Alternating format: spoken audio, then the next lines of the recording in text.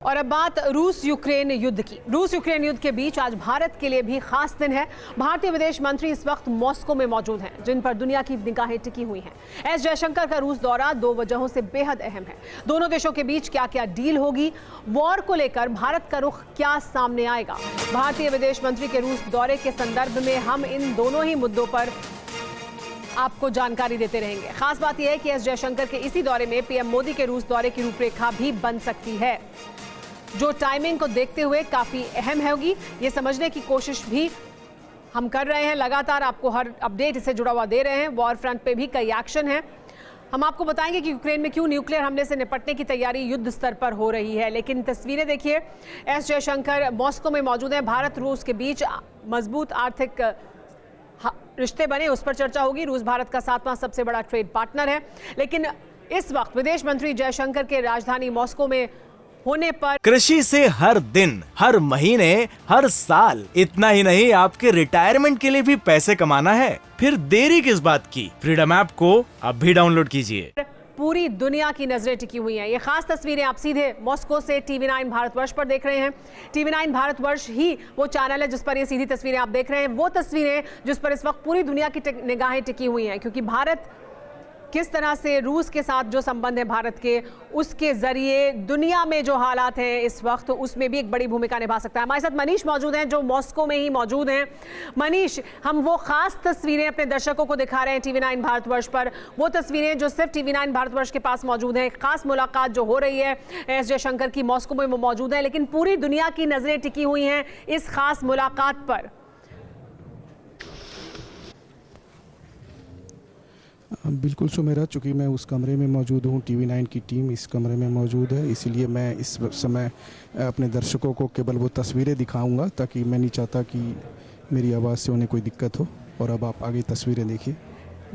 जी मनीष, बिल्कुल बहुत अहम जानकारी जो मनीष हमें देख रहे हैं। देखिए, वो वहाँ मौजूद हैं, उसी कमरे में मौजूद हैं जहाँ पर ये अहम बैठक चल रही है। भारत और रूस के बीच जो मुलाकात हो रही है इस वक्त, एस जयशंकर को आप साफ तौर में तस्वीरों में देख सकते हैं। इस मुलाकात की अहमियत बहुत ज़्यादा है। भारत और रूस के द्विपक्षीय जो संबंध हैं उनकी अहमियत, उसके लिए तो ये अहमियत है ही इस दौरे की।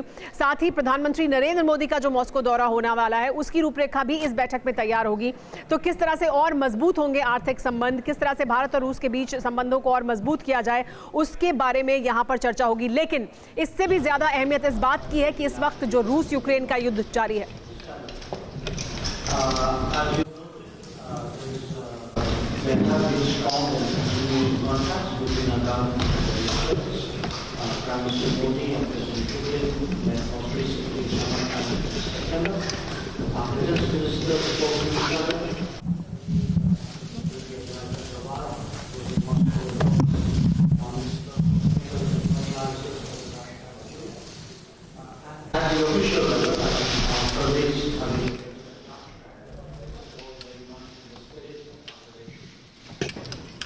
Our meeting today is, of course, devoted to assessing the state of our bilateral cooperation, exchanging perspectives on the international situation, and what that means.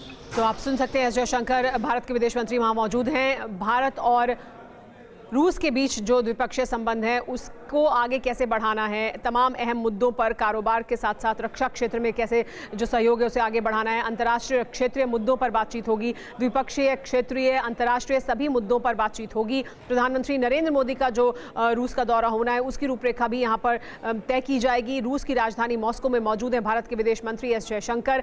लेकिन और ये भी बता दें, डिप्टी PM डेनिस मंटूराव के साथ मुलाकात उनकी हो रही है। इस वक्त रूस के जो डिप्टी प्रधानमंत्री हैं, जो उप प्रधानमंत्री हैं, वो मौजूद हैं इस बैठक में। उनके साथ ये जो द्विपक्षीय बातचीत है वो भारत की चल रही है।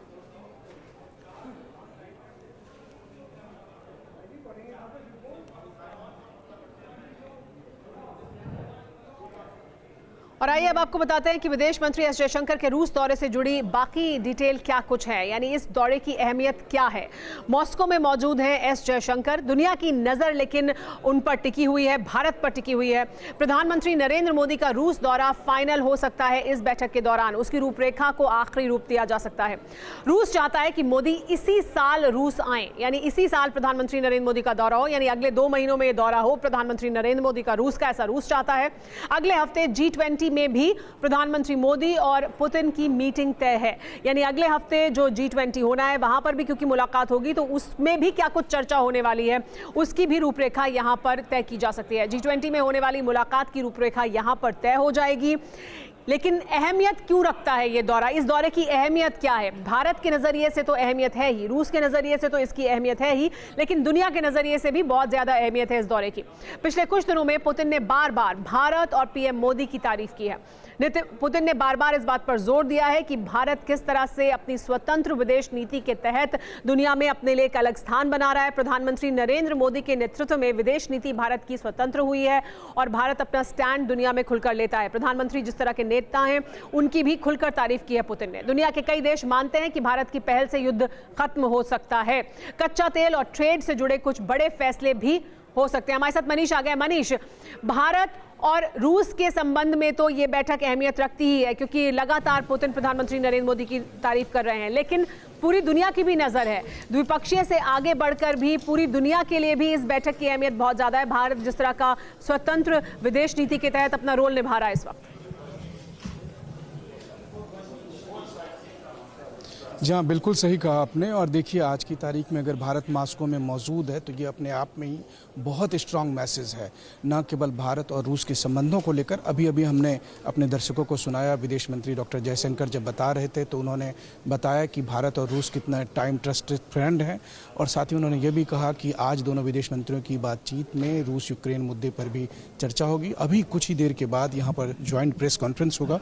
TV9 की टीम अभी ठीक उस जगह मौजूद है जहाँ पर हैं डॉक्टर जयशंकर और रूस के विदेश मंत्री। एक बार फिर हम आपको उस कमरे को भी दिखाना चाहेंगे। अभी यहाँ पर दोनों विदेश मंत्री आएंगे और फिर वो प्रेस कॉन्फ्रेंस करेंगे। TV9 जो है उनसे सवाल भी करेगा। जाहिर है आज की ये मीटिंग जियोपॉलिटिक्स के दृष्टिकोण से अगर आप कहें तो एक नई इबारत लिखने वाला है।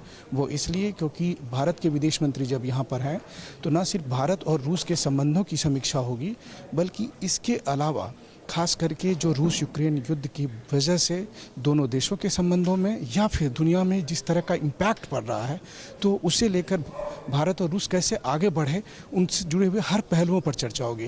हालांकि सुमेरा, चूँकि हम इस वक्त इस कमरे में मौजूद हैं और आप समझ ही सकते हैं कि यहाँ पर जो है वो माहौल का कितना सेंसिटिव होगा, तो इसलिए बहुत यहाँ पर थोड़ी बंदिशें भी हैं मेरे साथ। लेकिन इसके बावजूद मैं आपको बताऊँ कि TV9 की टीम यहाँ से एक एक डिटेल हम अपने दर्शकों तक पहुँचा। मनीष, हम आपको बहुत ज्यादा रोकना नहीं चाहेंगे। हम आपको बहुत ज्यादा रोकना नहीं चाहेंगे, लेकिन मैं चाहूंगी संक्षेप में अगर आप हमें बता पाएं, भारत और रूस के बीच यहाँ जो आज ये बैठक हो रही है, इसमें भारत और रूस के संबंधों से जुड़ी हुई कौन कौन से अहम मुद्दे हैं जिस पर चर्चा होने वाली है, और जियो पॉलिटिक्स को लेकर भी, क्योंकि ये कहा है जयशंकर ने कि वो बात करेंगे रूस यूक्रेन युद्ध से जुड़ी हुई भी। दुनिया इसको भी देख रही है, अमेरिका भी चाहता है कि एक रास्ता निकले, कोई मीडिएटर हो, भारत वो रोल निभा सकता है। बिल्कुल, देखिए, भारत और रूस के जो संबंध हैं उससे स्पेशल प्रिविलेज स्ट्रेटेजिक पार्टनरशिप का दर्जा दिया जाता है, जहां पर हर साल एनुअल समिट होती है जब भारत के प्रधानमंत्री और रूस के राष्ट्रपति मिलते हैं। इतना ही नहीं, बल्कि आज की तारीख में अगर कहें तो भारत सबसे अधिक तेल रूस से खरीद रहा है, और वो तब है जबकि युद्ध के दौरान इतना दबाव है कि आप तेल ना खरीदें।